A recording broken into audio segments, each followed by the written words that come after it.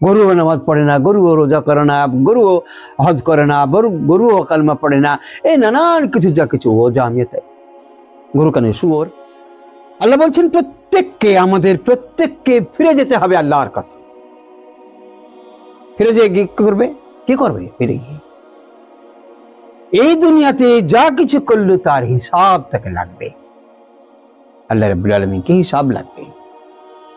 বিন্দু পরিমাণ ভালো কাজ সেটারও আল্লাহ হাসরে আপনাকে হিসাব গ্রহণ করবেন, বিন্দু পরিমাণ খারাপ কাজ সেটাও হিসাব গ্রহণ করবেন। তাহলে বোঝা গেল পৃথিবীতে খারাপ এবং ভালো যা কিছু তা যদি হিসাব লাগে তাহলে জীবনের একটা আলাদা দৃষ্টিভঙ্গি আছে। কিন্তু আমরা কি ভাবছি, এত সূর্য উঠলো, তারপর আবার দুপুর হলো, এবার বিকেল হলো, এবার সূর্য ডুবে গেল, আবার কালকে সকাল হলো, ঘুমিয়ে গেলাম।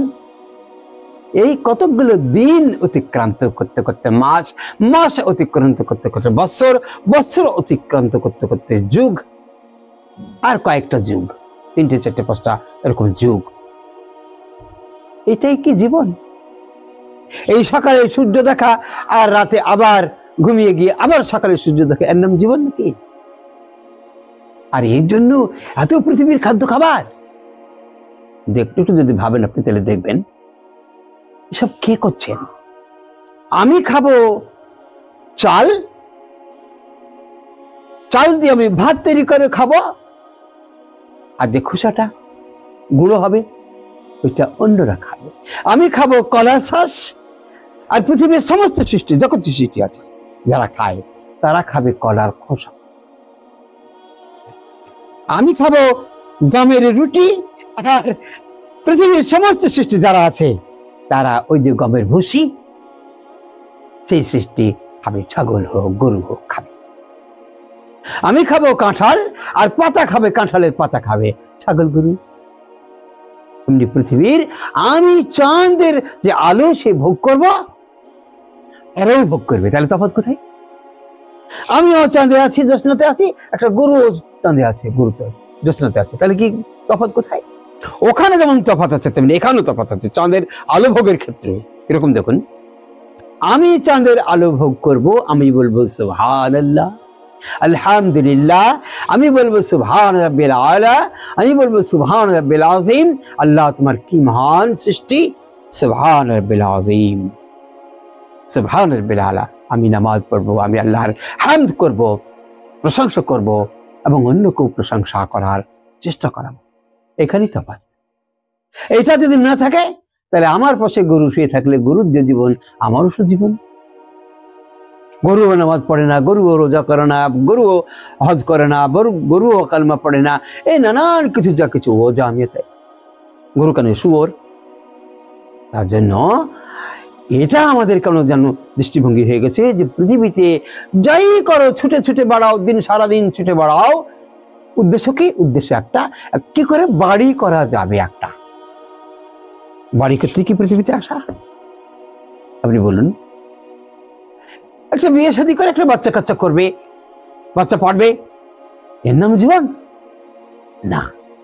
এগুলো জন্তু জানোয়ারও তাই, জন্তু জানোয়ারও বাচ্চা পারে, জন্তু জানোয়ারও খায়, তাহলে জীবনটা কোথায়? জন্তু জানোয়ারও একটা তার যে পরিবেশে, পরিবেশ একটা আশ্রয় থাকে, আমিও একটা আশ্রয় থাকি।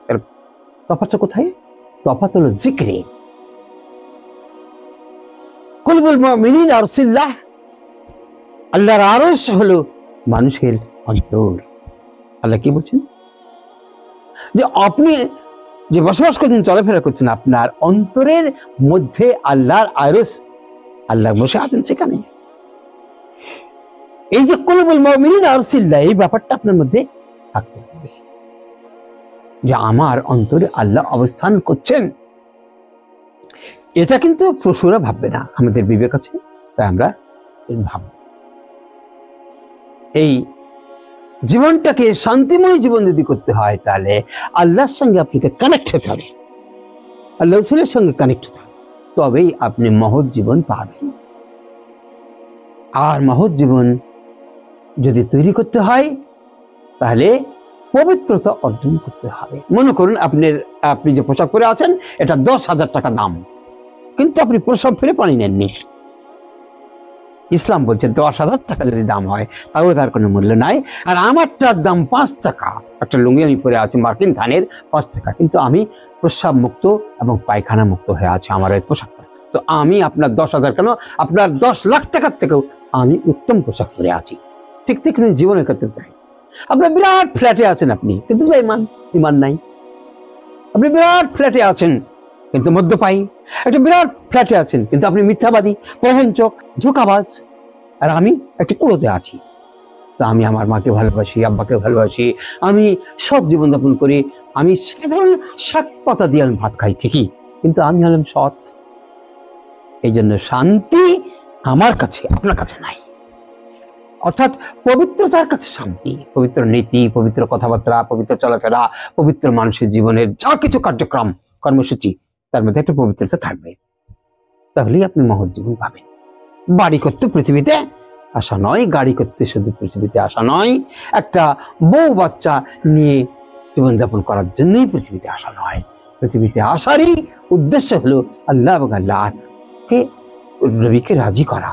আসসালামু আলাইকুম ওয়া রাহমাতুল্লাহি ওয়া বারাকাতুহু।